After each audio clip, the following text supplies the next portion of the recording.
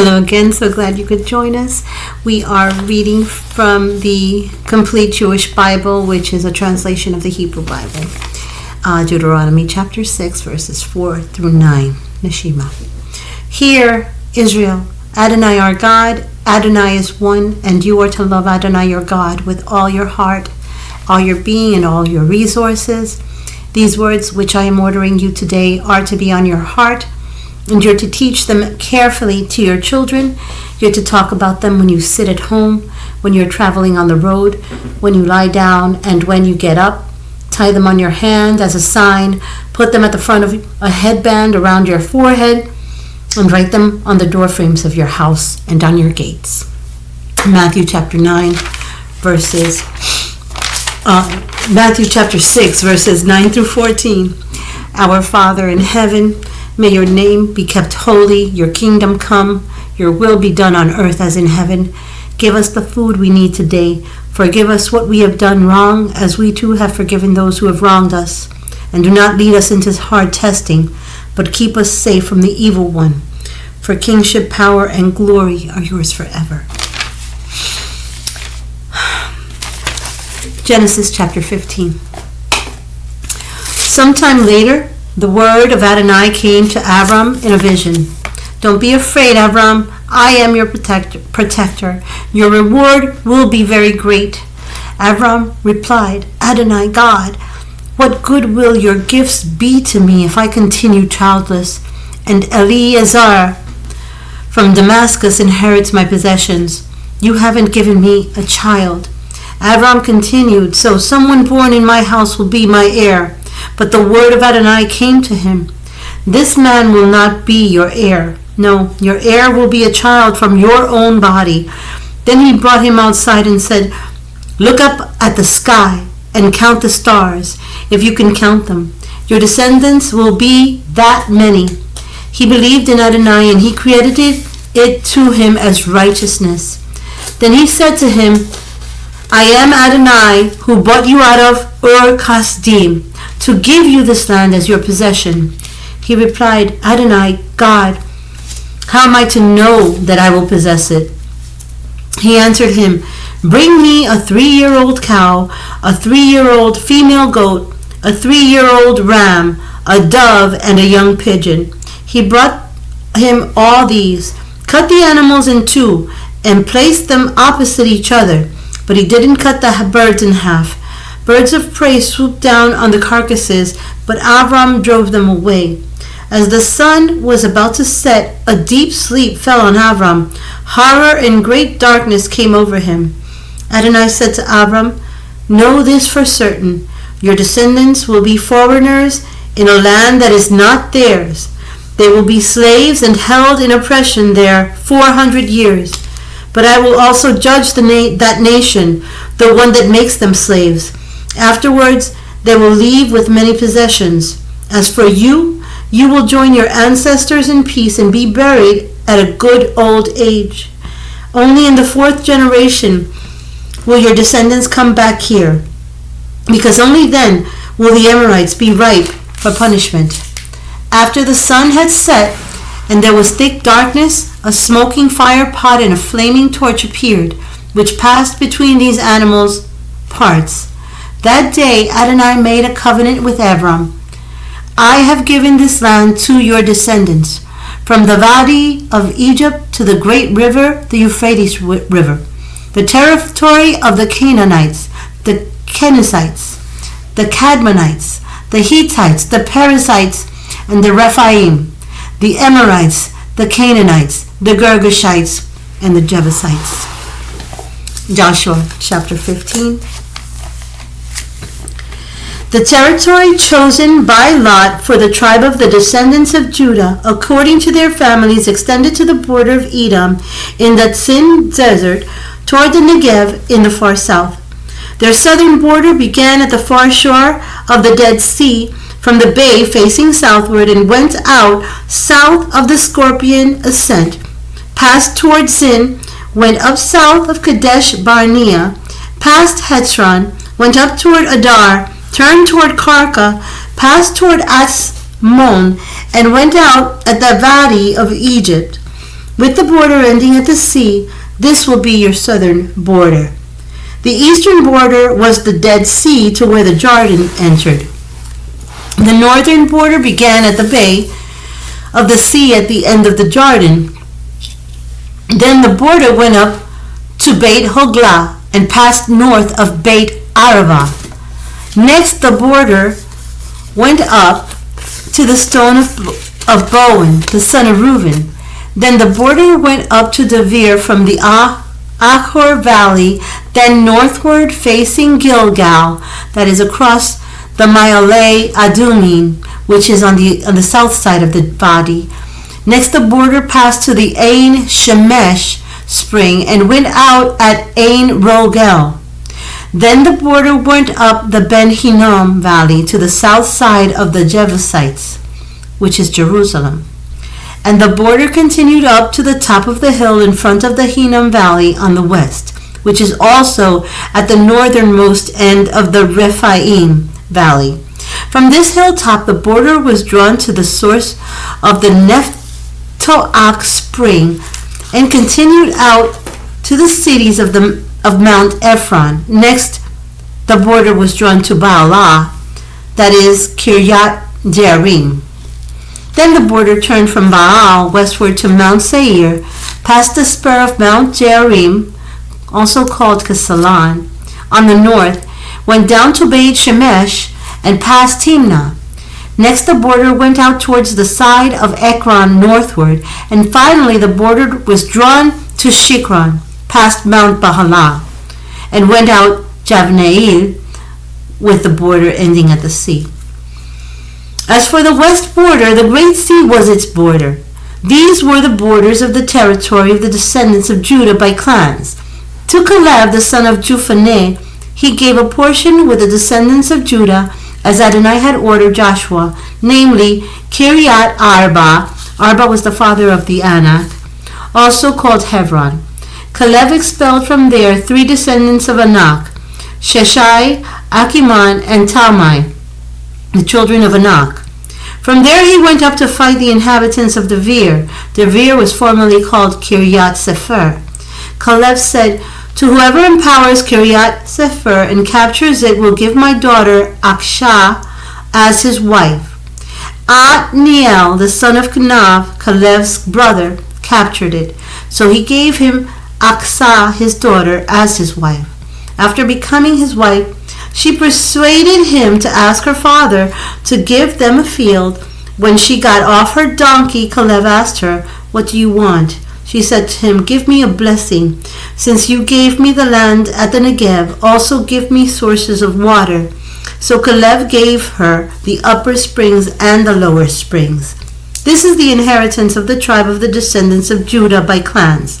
The cities of the outer part of the tribes of Judah toward the border with Edom in the south were Kavtzez-Zeil, Eder, Jagur, Kinah, Dimona, Ada, Kedesh, Hatzor, Jitnan, Ziph, Telem, Bealat, Hatzor, Hadattah, Kiryat, Ketzron, which is Hasor, Amam, Shema, Moadah, Hatzar Gadah, Heshmon, Beit Pelet, Hatzar Shual, Be'er Sheva, Bet-Yah, Ba'alah, Iyim, Etzim, El Tolad, Kasil, Horma, Ziklag, Madmana, Sansana, Levaot, Shilkim, Ayim, and Rimmon.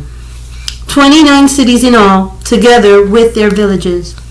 In the Shephelah, Eshtaol, Sora, Ashna, Zanoach, Ein, Ganim, Tapuach, Enam, Yarmut, Adulam, Zokho, Azekah, Sharim, Aditaim, Gedera, and Gederotayim.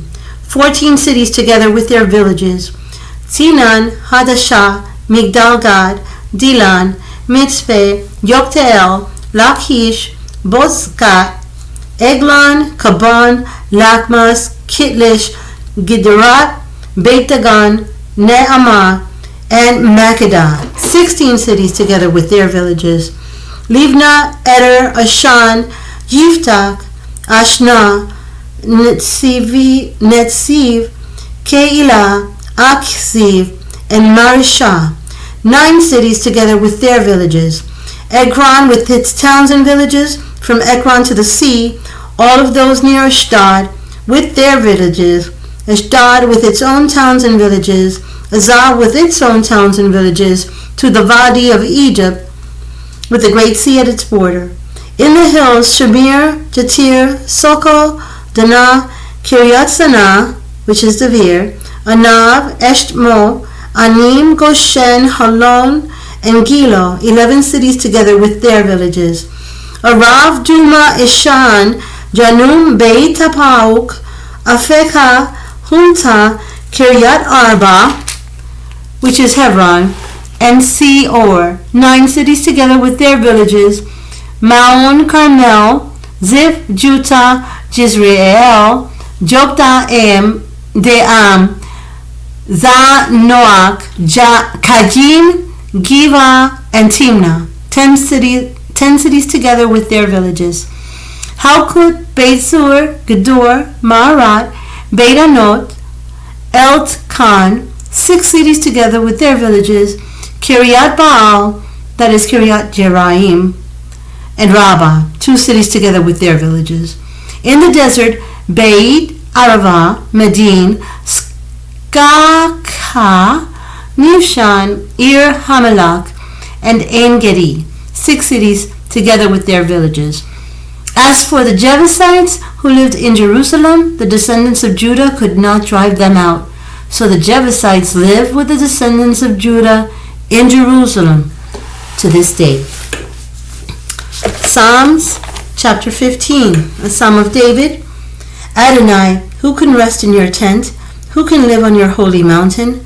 Those who live a blameless life, who behave uprightly, who speak truth from their hearts and keep their tongues from slander, who never do harm to others or seek to discredit neighbors, who look with scorn on the vile but honor those who fear Adonai, who hold to an oath no matter the cost, who refuse usury when they lend money, and refuse a bribe to damage the innocent. Those who do these things never will be moved. Matthew chapter 15.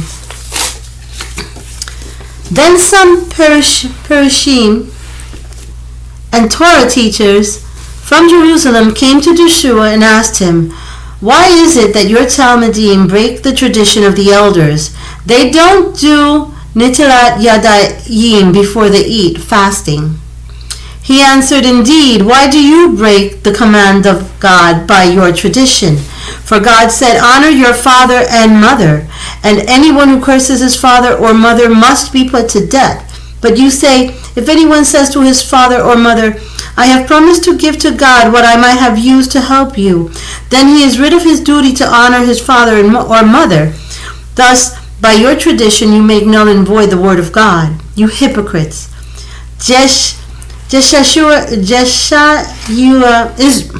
Isaiah was right when he prophesied about you. These people honor me with their lips, but their hearts are far away from me. Their worship of me is useless because they teach man-made rules as if they were doctrines." Then he called the crowd to him and said, "Listen and understand this. What makes a person unclean is not what goes into his mouth, rather what comes out of his mouth. That is what makes him unclean." The Talmudim came to him and said, "Do you know that the Perishim were offended by what you said?" He replied, "Every plant that my Father in heaven has not planted will be pulled up by the roots. Let them be. They are blind guides. When a blind man guides another blind man, both will fall in the pit." Kepha said to him, "Explain the parable to us." So he said, "Don't you understand even now? Don't you see that anything that enters the mouth goes into the stomach and passes out into the latrine? But what comes out of your mouth is actually coming from your heart, and that is what makes a person unclean. For out of the heart comes forth wicked thoughts, murder, adultery, and other kinds of sexual immorality, theft, lies, slander. These are what really make a person unclean. But eating without doing fasting does not make a person unclean. Joshua left that place and went off to the region of Sur and Sidon. When a woman from Canaan, who was living there, came to him pleading, "Sir, have pity on me, son of David. My daughter is cruelly held under the power of demons." But Joshua did not say a word to her. And then his Talmudim came to him and urged him, "Send her away, because she is following us and keeps pestering us with her crying." He said, "I was sent only to the lost sheep of the house of Israel." But she came, fell at his feet, and said, "Sir, help me." He answered, "It is not right to take the children's food and toss it to their pet dogs." Then she said, "That is true, sir, but even the dogs eat the leftovers that fall from their master's table." Then Joshua answered her, "Lady, you are a person of great trust. Let your desire be granted." And her daughter was healed. At that very moment, Joshua left there and went along the shore of Lake Kinneret. He climbed a hill and sat down, and the large crowds came to him, bringing with them the lame, the blind, the crippled, the mute, and many others. They laid them at his feet, and he healed them all. The people were amazed as they saw mute people speaking, crippled people cured, lame people walking, and blind people seeing. And they said, "Barakah to the God of Israel." Joshua called his Talmudim to him and said, "I feel sorry for these people because they have been with me 3 days and now they have nothing to eat. I don't want to send them away hungry because they might collapse on the way home." The Talmudim said to him, "Where will we find enough loaves of bread in this remote place to satisfy such a big crowd?" Joshua asked them, "How many loaves do you have?" They said, 7 and a few fish. After telling the crowd to sit down on the ground, he took the 7 loaves of the fish, made a barakah, broke the loaves, and gave them to the Talmudim, who gave them to the people.